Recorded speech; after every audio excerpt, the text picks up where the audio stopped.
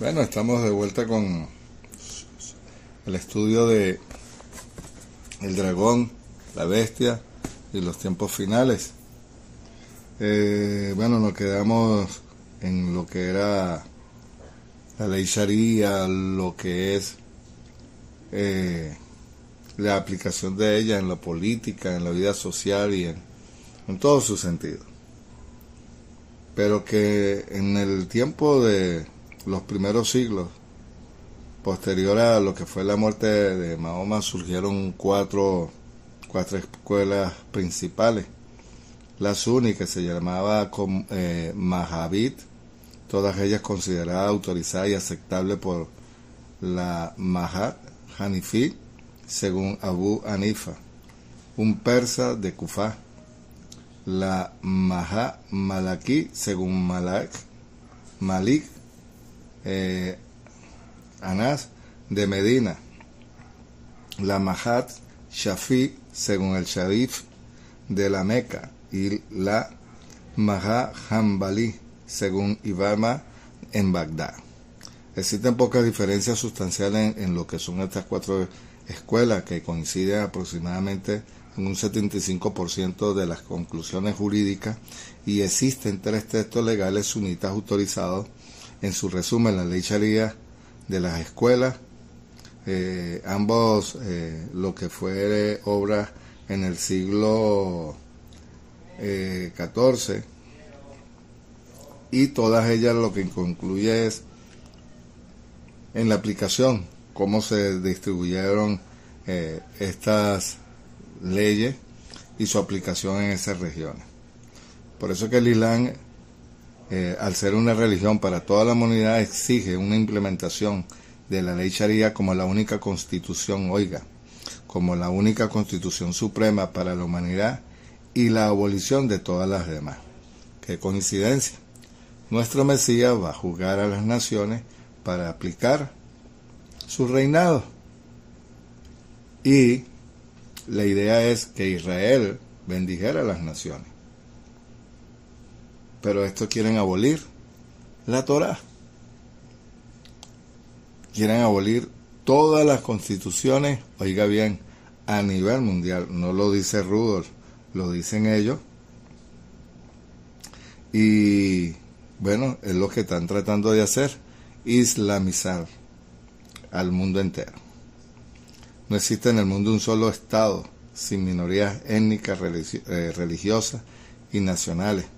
Pero solo en los musulmanes, aún haciendo así una pequeña minoría, exigen con vehemencia, con constancia y firmeza, mediante la violencia callejera y el proceso político legal, la imposición de la ley Sharia como la única constitución legítima. Esto resulta totalmente incomprensible para la perspectiva occidental, incluso para los occidentales, y a la vez es característico que de la cosmovisión islámica, desafortunadamente, esta es una etapa sumamente peligrosa en el avance del Islam hacia la expansión mundial, y aún no se reconoce como letal, siendo gran medida ignorada. Sin embargo, es implementarse no representa en lo absoluto el punto de inflexión hacia la posible desaparición del occidente. ¿Se da cuenta de lo que yo estoy tratando de que la gente conozca? Y tristemente, como le he dicho en audios anteriores, que muy poca gente, inclusive en el cristianismo, conocen ello. Lo importante es que la gente pueda conocer qué es lo que tratan de hacer, y que por supuesto vamos a ir descubriendo muchas cosas que ellos practican y que quieren imponer. Ahora,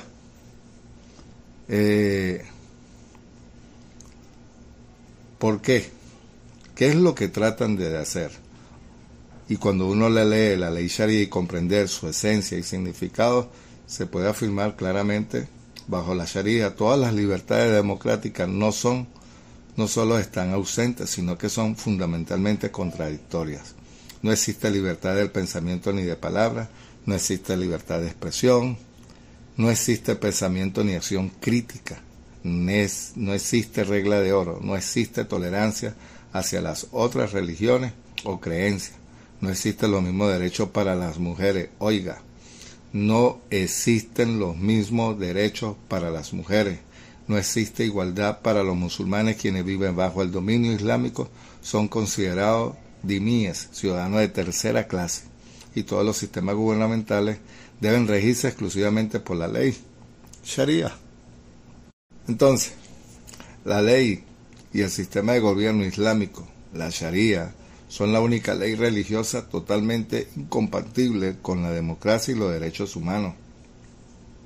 Allí donde una nación islámica adopta la Sharia, se impone la opresión de las mujeres y el exterminio, de las minorías religiosas, los ateos y los musulmanes. Si un musulmán comete apostasía y renuncia al Islam, será asesinado. Un estudio en Pew Research en el 2013, basado en una encuesta de musulmanes en todo el mundo, reveló que la mayoría que la ley Sharia fue revelada por Alá y no creada por el hombre, y al ser la ley de Alá, ninguna ley humana puede invalidarla. La lealtad es únicamente a la Sharia, no a ninguna otra ley secular. ¿Se da cuenta? Lo interesante es lo siguiente. Como lo dije en el audio anterior, la mujer no tiene derecho a nada. De hecho, hay países islámicos que las mujeres no pueden ir a estudiar ni a la universidad, participar en deporte, en cualquier actividad de repente que quiera ejercerla. Y ahora, por eso es que el libro de Daniel y el mismo libro de Apocalipsis habla de ello. Que el hierro y el barro no se mezclan, por supuesto. Estamos hablando de leyes, estamos hablando de gobierno, de reino. Y como el hierro no se mezcla con el barro, eso es lo que sucede, eso está en el libro de Daniel. Y en el libro de Revelaciones aparece de que la bestia traiciona a la mujer. Todos aquellos países, sobre todo la Europa, la Unión Europea, la ONU, apoyan a veces cosas que de verdad deja mucho que pensar.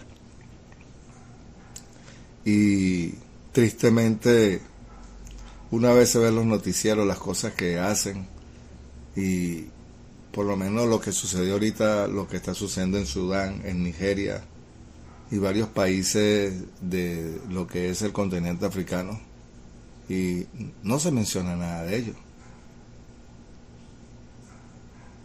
Y eso es lo que a mí me llama la atención. Que no hacen nada y ni lo van a hacer. Pero basta que, no estoy hablando de política, que Israel haga algo para defenderse. Ahí saltan todas las naciones, saltan los medios de comunicación, y tenemos que llevar esto con cautela, no apresurarnos. Yo sé que hay cosas que no comparto del pueblo, y me refiero a Israel, pero yo no soy quien. El Padre es el que tiene que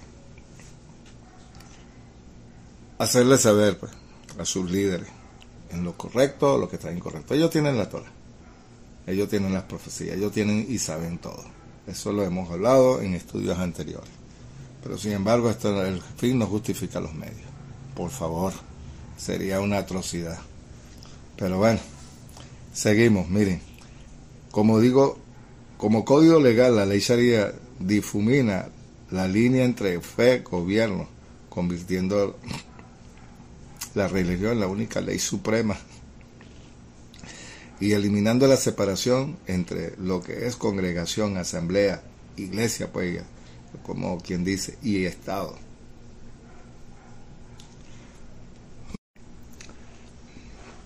Pido disculpas, mi Obed, pero bueno, fíjense que ¿qué es lo que trata? Que la ley elimina, ¿qué? Separa lo que es asamblea, congregación y Estado. La Sharia se aplica plenamente y abarca los aspectos personales, culturales, sociales, políticos y económicos y legales de la vida. La Declaración en el Cairo, los derechos humanos, declara que la Sharia, como la única fuente de derechos humanos para los musulmanes, no ofrece protección alguna a la libertad de expresión, la libertad religiosa ni la igualdad de derechos. Prevalece sobre todas las leyes que garantizan los derechos civiles. En el artículo 24 establece que todos los derechos y libertades estipulados en esta declaración están sujetos a la ley sharia islámica. Al aceptar esto, los países islámicos han declarado que la ley sharia islámica es incompatible con todos los derechos y libertades humanos. Entonces es algo contradictorio, porque los derechos que por lo menos en la organización de la ONU, lo que es la Unión Europea y demás países, ¿cómo harían? ¿O qué van a hacer? Creo que es un tema que debe importarnos a todos los creyentes, naciones, sean creyentes o no creyentes, pero que es algo que hay que avisar, pues. Y bueno, aquí está la plataforma Radio Shalom. Somos afortunados, familia, créame, somos afortunados, muy afortunados. Este es el engaño, especialmente a mentir a no musulmanes. Está legalmente permitido por la Sharia. Poco antes, en el vuelo 11, en ese vuelo de American Airlines que impactara contra las Torres Norte, Mohamed Atta se dirigió a los pasajeros y dijo: manténganse en silencio y todo estará bien. Estamos regresando al aeropuerto y nadie se mueva, todo estará bien. Si intentan moverse, se podrán en peligro a sí mismos y al avión. Simplemente permanezcan en silencio, nadie se mueva, por favor, no hagan ninguna tontería. Según una encuesta en el 2012, el 58% de los musulmanes estadounidenses creen que critican al Islam en Estados Unidos y deberían de enfrentar cargos penales. Solamente el 12% de ellos están a favor de la pena de muerte por blasfemia. La mayoría de los musulmanes de todo el mundo desean que la ley sharia sea la ley suprema en todas partes. Esto lo que incluye es las condiciones de Umar, bajo las numerosas condiciones del pacto de Umar. Los dhimmis no pueden criticar lo relacionado con el Islam, deben permanecer ajenos, como le dijera, a las enseñanzas islámicas, y solo pueden referirse al Islam en términos positivos. Ya sabemos que los dhimmis son la gente como tercera clase. En el libro de Rafael Patay, que yo en una oportunidad leyera, el trato que le dan los judíos es perro, bastardo, sucio, y al cristiano lo tienen más o menos en esa misma categoría. Y dice que cuando empezó la persecución en lo que fue Irán, Persia, decía, y dice el libro, que extrayó información Rafael Patay, que deberían de darles la comida, la basura, y de las frutas que estaban malas, eso es lo que deberían de comer judíos. Imagínense. Entonces es contradictorio, porque el Padre dice, cuando va el pueblo de Israel rumbo a la tierra prometida, dice: le daré lo mejor de la tierra, una tierra que fluye leche y miel. Entonces alguien está diciendo mentiras, está blasfemando, y eso es muy difícil. Ahora, dice: está prohibido burlarse, insultar, maldecir o molestar a los musulmanes en cualquier manera. Testificar en su contra en un tribunal o agredir a un musulmán, incluso en defensa propia. ¿Le parece muy poco esto conocido? Acuérdense lo que dice el libro de Revelaciones, Gigaluta, Apocalipsis, la revelación del Mashiach.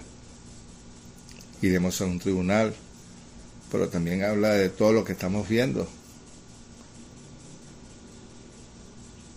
Incluso el ataque que hubo en Nigeria, el presidente Donald Trump dijo que te iba a hacer algo. Ahí saltaron estados, otras naciones e incluso en la ONU. Pero no a favor de Nigeria, en contra de Donald Trump. Entonces existen muertes buenas y muertes malas.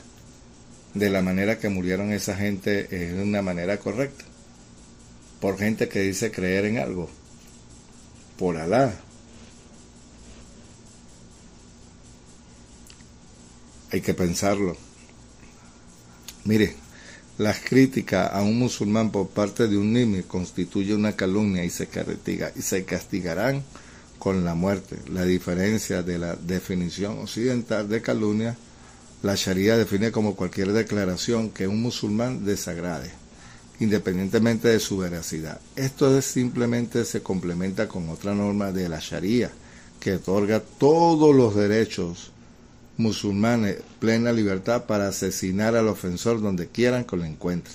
Por lo tanto, las naciones occidentales, con una importante presencia de inmigrantes musulmanes, están aprendiendo a vivir con un estado de vulnerabilidad y permanentemente con el temor de constante de que alguno de ellos pueda ofenderse a un musulmán y provocar ellos disturbios, a una masacre yihadista.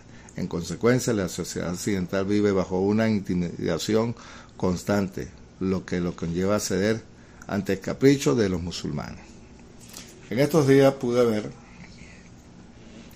una mujer que iba en un autobús en Alemania, porque apareció en las redes sociales, y los tipos gritando, cantando,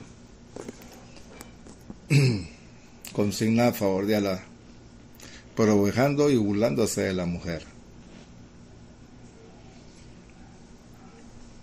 Entonces, es aquí, si yo estoy hablando esto, y ellos llegarán a saber eso, son capaces de buscarme.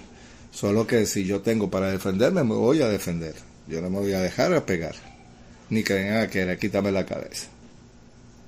Amigo, estamos hablando cosas serias. Se lo acabo de leer. Y se lo acabo de decir. Viola, no hay problema. Si hay una mujer que no es creyente en Alá, y si al tipo le provocó abusar de ella, lo puede hacer según esta ley. Lo que le comenté en estos días de España, lo que sucedió en Inglaterra y ha sucedido en otras partes. Y tristemente líderes, naciones cegados a esto. Pero nos toca informar a nosotros. Ahora, la historia y la política contemporánea demuestra que donde gobierna el Islam se violan los derechos y libertades civiles básicos.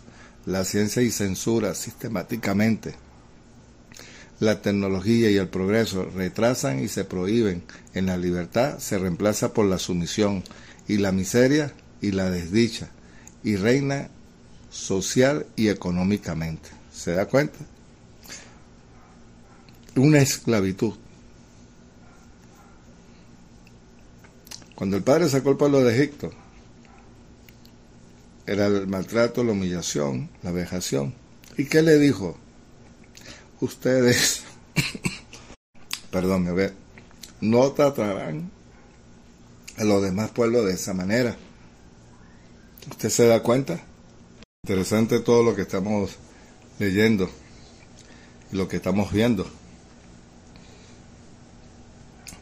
Desde la perspectiva islámica, los musulmanes representan la sociedad ideal, la una cuyo objetivo es convertirse en un modelo viviente para toda la humanidad.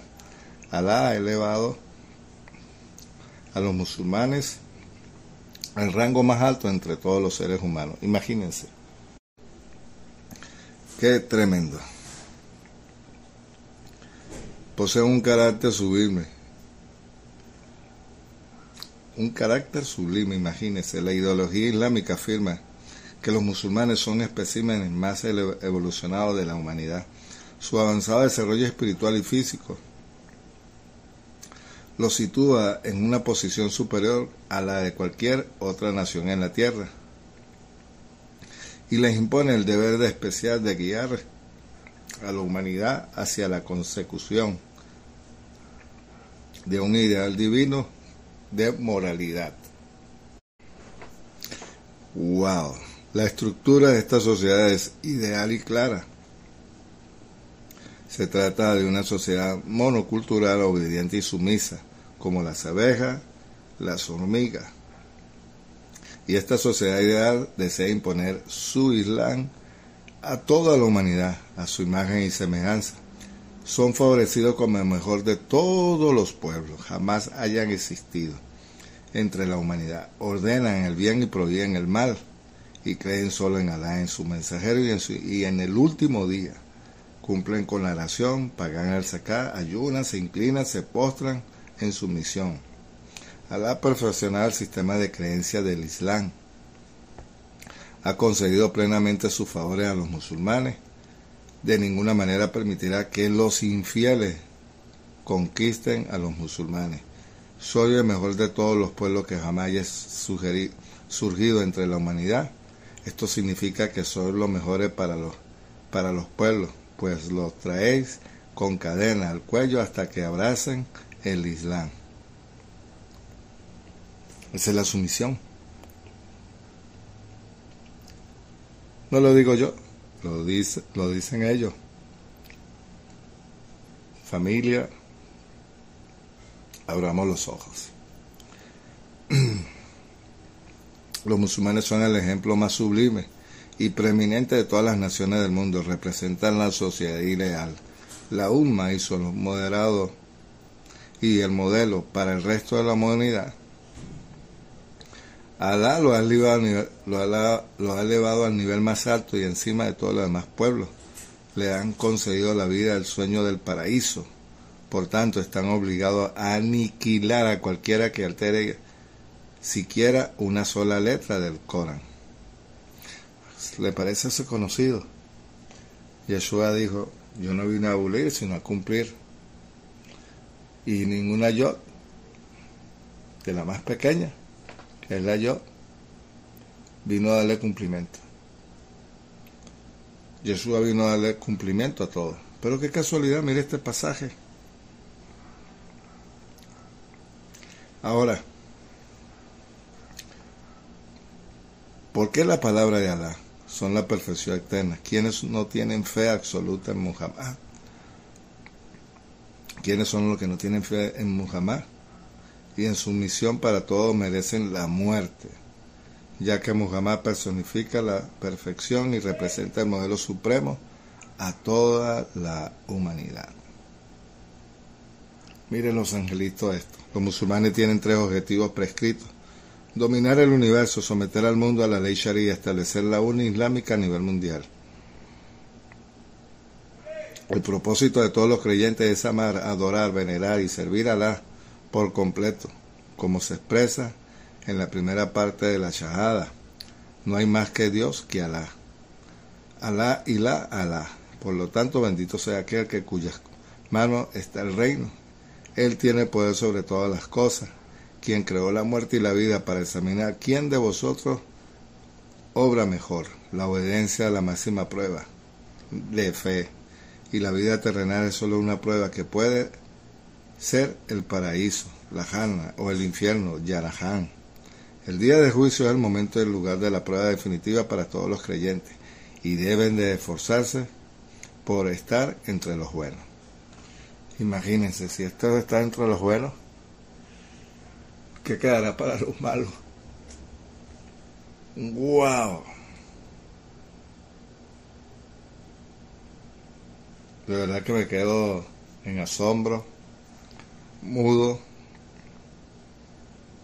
porque entonces existe lo siguiente que quiero decir.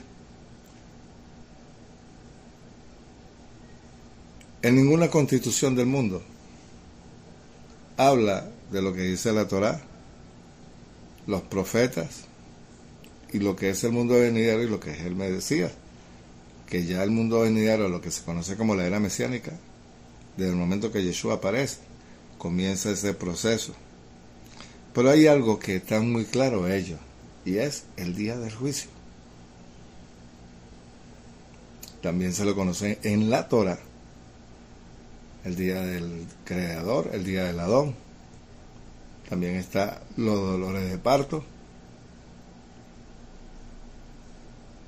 Y esto va a ser un enfrentamiento de reino. ¿Se acuerda de lo que yo dije en el primer estudio? Vaya atrás y escuche lo que ellos mencionan al final de los tiempos. Pero de verdad que muy fuerte lo que uno ve. Yo le comenté en una oportunidad que yo quería saber de ellos. Y entré, me acuerdo que alguien me mandó el Corán por correo. En aquel momento yo tenía un correo Hotmail. Creo que era Reyes 66, algo así. Rudolf 66. Lo cierto que perdí eso. Yo le di doble clic y abrí. Desde el momento que yo abrí ese PDF, ese documento, a mí el corazón se me empezó a acelerar. Bum, bum, era una cosa impresionante. Y yo dije, algo está pasando. Lo primero que me consigo es, mata, asesina, quita cabeza, sigo leyendo al judío y al cristiano. Y yo digo, wow, esto es lo que dice. Y le estoy hablando que eso fue como en el 2008, más o menos aproximadamente. Y yo dije, no puede ser. Bueno, y cuando empecé a conocer de esta parte, bueno, por supuesto ya las cosas empiezan a aclararse el panorama y entender un poco más esto. Pero que para todos nosotros, bueno, al verlo de esta manera, lo que uno ve, totalmente desquiciado, de loco esto. Pero para ellos está bien, los que estamos mal somos nosotros. Imagínense. Esto significa que los creyentes musulmanes son la última nación en la historia y la primera en el día de la resurrección. Son privilegiados en la intersección, que ellos las conocen como el Shafaat, pilar de la superioridad de la comunidad islámica sobre todas las demás. Responde y son respondidos a los que distinguen de otras comunidades por su obediencia a Alá. Por la respuesta a Alá y a sus súplicas, combatirán continuamente a los extraviados y a los seguidores del anticristo hasta someterlos al dominio islámico. Para ellos, Yeshua es el antimesías. Mire qué interesante cuando yo empecé a ver esto y empiezo a estudiar el libro de Apocalipsis, Revelaciones, pero cuando empiezo a ver lo que es el mundo musulmán y ver todas las cosas que desconocía cuando yo era creyente cristiano, esto como que todo esto encaja perfectamente y es lo importante que tenemos que conocer. Esto no solo es un deber religioso, sino también una práctica cultural. Por eso no hay legitimidad, reconocimiento ni aceptación de otro, a menos que se convierta al Islam o se someta al dominio islámico. Por lo tanto, para los musulmanes el derecho a luchar contra la opresión y el mal cuando y donde lo consideran oportuno, esta perspectiva tiene un origen en la Sharia. Ellos no hacen nada si no está en la Sharia. Quien nos convirtiera en infieles como ellos, para que volváis como ellos, no los consideréis amigos hasta que salgan de sus casas por el camino de Alá, sino que lo hacen, capturarlo donde quiera que estén y matarlo. Pretende extinguir la luz de Alá proferiendo blasfemia, pero Alá no le permitirá, pues Él quiere perfeccionar su luz. No escatimarán sus esfuerzos para arruinarte, sin duda desean tu aniquilación. El odio en sus lenguas y lo que esconde en sus corazones es peor.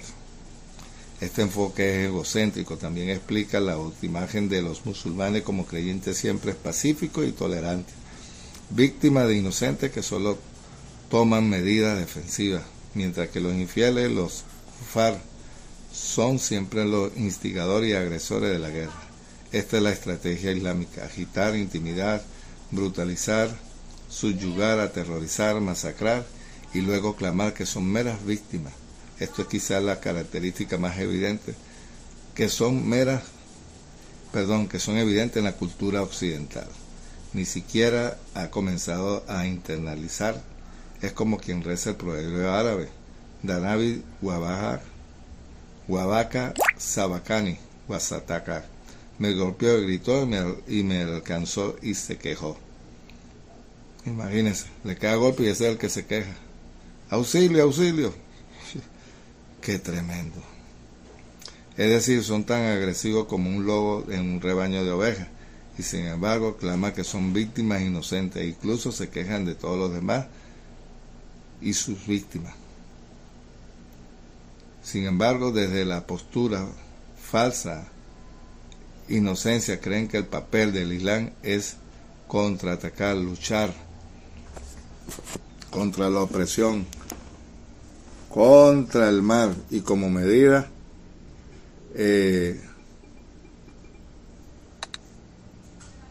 defensiva, los musulmanes atacan con la seña en casi cualquier situación posible, bajo cualquier circunstancia, todos los medios violentos a su alcance, y al mismo tiempo claman ser víctimas de opresión y agresión. Son capaces de perpetrar actos violentos, obscenos e inhumanos, aterrorizar e intimidar al mismo tiempo, alegar legítima defensa, mientras acusan al otro de apartheid, de racismo, de islamofobia. Creen firmemente que reaccionan a la defensiva contra la agresión de los infieles, protegiendo su vida, su tierra y su honor. Y dicen Fidahi, Fildifa Allah al-Nas, Fildifa Allah Adab, Fildifa Allah Krama. Todos se hacen defensa propia y nada es agresivo. Es preciso recalcar que esto no es una proyección psicológica, y no solo es uno de los mayores engaños de la historia, sino una parte integral de su cultura.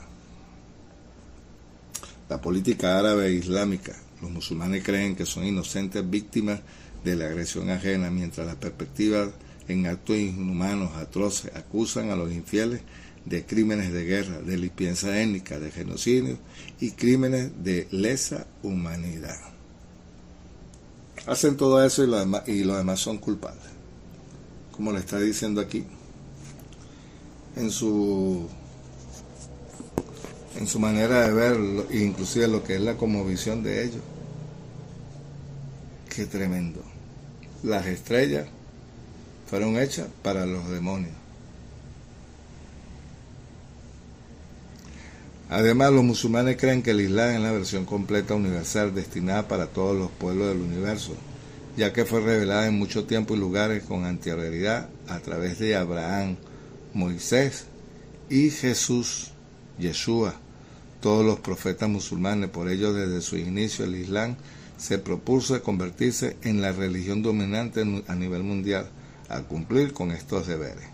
El creyente musulmán se prepara para lo más de lo más importante de la vida islámica. Primero, evitar el infierno y llegar al paraíso. Segundo, esperar con expectación el día de la resurrección, día de la religión y la última hora.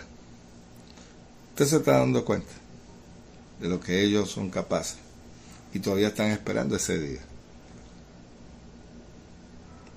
Yo cuando veo a los profetas y veo lo que están diciendo aquí de Abraham, de Moisés, de Yeshua,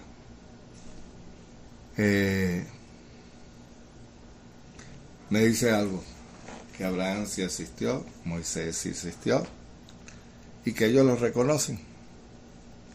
Entonces esto nos dice a nosotros, de acuerdo a la comparación que podemos hacer de ambos libros, de la Torá y esto, que alguien miente. Yo no he visto a un judío y un cristiano agarrando una piedra, o un bate, o un arma, por Jehová, y boom, se inmola o mata, asesina.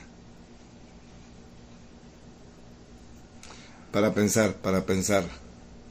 Ahora, el paraíso, el Islam describe el paraíso, el cielo con placeres lascivos y eróticos. Oiga,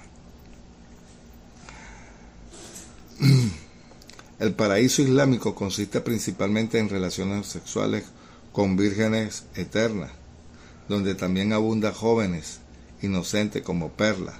Se describe rodeado por 8 puertas principales, cada un nivel dividido generalmente en 100 grados.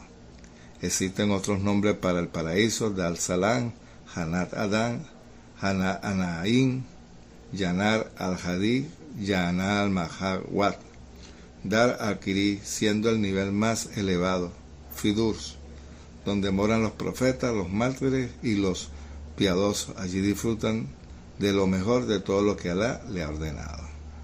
En el cielo hay vírgenes, y aquí hay algunas descripciones de ellas. Todo hombre que entre en el paraíso recibirá 72 vírgenes, sin importar la edad a la que haya muerto. Al ser admitido en el paraíso tendrá 30 años que no envejecerá jamás, y el hombre en el paraíso tendrá virilidad equivalente a la de 100 hombres.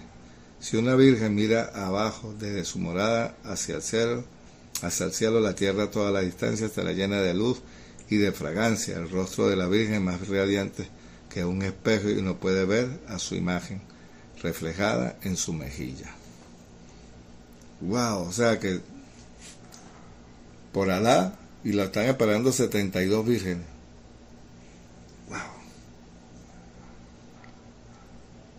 qué tremendo. Mire, una virgen es una joven bellísima, de cuerpo transparente. La médula de sus huesos se transparenta como las vetas de las perlas y rubíes. Su apariencia es como vino tinto en copa blanca, de tez blanca, y está libre de limitaciones físicas como de la mujer. Con la menstruación, la menopausia y la incontinencia urinaria y fecal, el embarazo y las dificultades conlleva a una virgen, es una muchacha de corta edad, con pechos grandes y firmes. Las vírgenes habitan en palacios espléndidos alrededor. Bueno, su creencia se la respeto, pero no comparto eso. Bueno, creen en el paraíso, pero que lo estén esperando 72 vírgenes, por lo menos en la escritura no dice que te están esperando. Y si te están esperando es para estar con el Padre en el trono, o sea, no en el trono, en lo que es la vida eterna, siempre delante de Él. Lo triste es que hay gente que se inmola y cree que ya la están esperando en las 72. Esto me hace recordar la parábola de Yeshua con Lázaro, cuando dice: ni de aquí pueden pasar para acá, y los de allá no pueden pasar acá. Y le dice: pero déjame ir y a hablar con mis hermanos de que esto existe. Y él le dice: porque tienen a Moshe y la Torá de Moisés, y también hablan de Abraham, y ellos creyeron en este día, de los que hablan de mí. Wow, interesante. Dice: las vírgenes del paraíso serán mujeres puras, libres de orina, de heces, de menstruación. Mahoma dijo que un habitante en el paraíso tendrá la potencia sexual de 70 hombres. Mahoma dijo que el habitante en el paraíso tendrá 500 vírgenes, 4.000 mujeres solteras y 8.000 viudas. Cada una de ellas la abrazará durante toda su vida en el más allá. Para él, eso es para él. Mahoma dijo que si un habitante del paraíso desea tener un hijo, lo tendrá. Tendrá 33 años de edad. El cielo es un lugar hedonista, sexo y vino. El mercado abierto compuesto de hombres y mujeres. Cuando un hombre desea a una belleza, inmediatamente tendrá relaciones sexuales con ella, como lo desee, como se ha dicho. También hay jóvenes en el servicio hermoso, como perlas en sus conchas, de juventud perpetua, frescura eterna y juventud. El infierno en Yaná suele estar acompañado de fuego abrasador y un abismo. Tiene 7 puertas y una para un grupo específico de pecadores, según la gravedad de sus obras, con 19 ángeles que castigarán a los infieles, y todos los infieles, sin importar sus pecados, son combustible para el fuego en el infierno. Los peores son los hipócritas, que habitan en las profundidades más bajas. Los infieles son la mayoría en el infierno. Entre ellos se encuentra también la gente del libro, que rechaza la verdad. Oiga, la gente del libro, los transgresores y los perseguidores de los creyentes, los habitantes en el Yaharán, visten ropa de fuego que los abraza. Su aliento son plantas amargas que brotan del fondo del fuego infernal con broce fundido. Sus entrañas hierven y su bebida es agua hirviendo, que le desgarra los intestinos al consumirla, el Hadi, que introduce castigo aún peor. En el día de la resurrección, Yahweh al-Qiyamah está predestinado por Alá. También se llama el día del juicio, el día del ajuste de cuentas, la hora, el último día. Es además el nombre de la 75ª de la sura. La creencia al Qiyamah se considera un principio fundamental de la fe. La creencia básica es que todo ser humano es responsable de sus actos. La influencia mundial del Islam también se manifiesta con aspectos. Los musulmanes creen que toda la humanidad será juzgada según sus buenas y malas obras. Alá, hacia Alá, Yahweh al-Qiyamah, tendrá su lugar 3 etapas: la aniquilación de todas las criaturas sobre la tierra, la resurrección mediante la creación de una nueva tierra y el juicio de todas las criaturas por Alá. En los párrafos de Al-Qatahaba aparece lo siguiente: la creencia consiste en la afirmación completa a la lengua de la aceptación con el corazón. Se da cuenta de lo que ellos creen y toda su manera de ver lo que es el Islam, y si no la abraza, todo lo que le sucede y todo lo que se ha probado con el profeta con respecto a la ley Sharia y sus explicaciones es verdadero. La creencia consiste en la fe más obediente y sumisa a Alá, a sus ángeles, sus libros, el mensajero y el último día, la creencia, que es el decreto proveniente de Alá. No toleraremos la rebelión contra nuestro imán. Eso es lo que esperan que aparezca. Eso lo haremos más adelante. Y creo que también lo mencioné en el estudio 1. Ya estamos terminando. Ni en contra de quienes están a cargo de nuestros asuntos. Incluso si son injustos, tampoco lo deseamos el mal, ni dejamos de seguirlo. Consideremos la obediencia hacia la forma parte de la obediencia hacia Alá, el glorificado, y por lo tanto es obligatoria siempre que no ordenen cometer pecado. Rogamos por su guía y pedimos perdón por sus faltas. Bueno, vamos a dejarlo hasta aquí y la próxima semana continuaremos más con el segundo propósito de lo que es amar y adorar y venerar a Mahoma. Bueno, familia, espero que haya sido de su agrado. A nosotros no nos están esperando 72 vírgenes y menos ni 500 ni nada de eso. En la Torá no aparece en esa parte. De hecho, se dice que Mahoma, para llevarse a la gente a la guerra, utilizó, como eso es como quien dice, fue el gancho para amarrar a la gente y iban a la guerra, a las batallas. Bueno, nos vemos la próxima semana. Desde Venezuela, su hermano Rudolf Luis Reyes Morales. Shalom, Ley Raot. Hasta pronto.